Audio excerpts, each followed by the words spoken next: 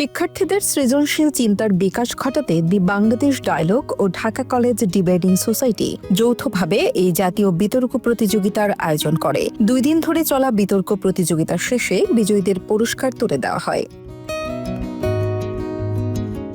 টিবিডি ডিসিডিএএস civil discourse nationals 2025 বিতর্ক প্রতিযোগিতার পুরস্কার বিতরণী অনুষ্ঠান বাংলা একাডেমির আব্দুল করিম সাহিত্য বিশারদ মিলনায়তনে অনুষ্ঠিত হয়। প্রধান অতিথি হিসেবে উপস্থিত ছিলেন বাংলাদেশ জাতীয়তাবাদী দলের মহাসচিব মির্জা ফখরুল ইসলাম আলমগীর।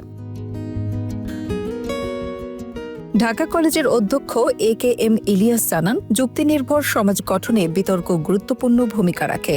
শিক্ষার্থীদের বুদ্ধিবৃত্তিক বিকাশে এ ধরনের আয়োজন অত্যন্ত সময়োপযোগী।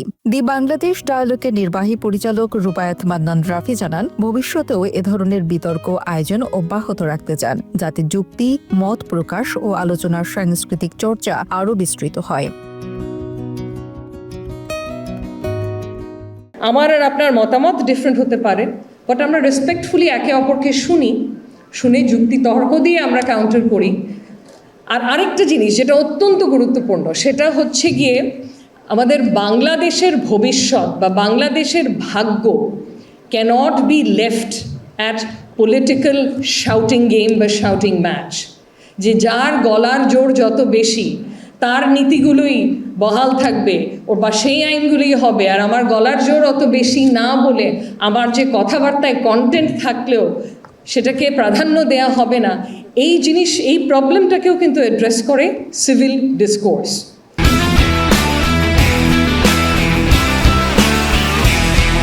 বিএনপির মহাসচিব মির্জা ফখরুল ইসলাম আলমগীর তরুণদের যুক্তিশীল চিন্তা ভাবনার প্রশংসা করে জানান, বর্তমান তরুণ প্রজন্ম আগের যে কোনো সময়ের চেয়ে বেশি সচেতন ও দক্ষ। তারা অনেক এগিয়ে আছে। তাদের দেখে আগামীর বাংলাদেশ নিয়ে আশাবাদী হওয়া যায়। আমরা বিশ্বাস করি, মুক্ত চিন্তা ও মত প্রকাশের স্বাধীনতা একটি গণতান্ত্রিক সমাজের অপরিহার্য ভিত্তি।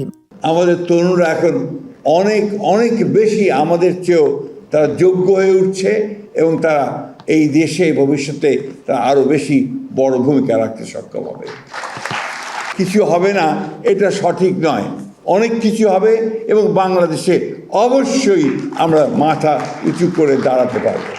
হ্যাঁ, তর্ক আছে, বিতর্ক আছে, মতের অমিল আছে।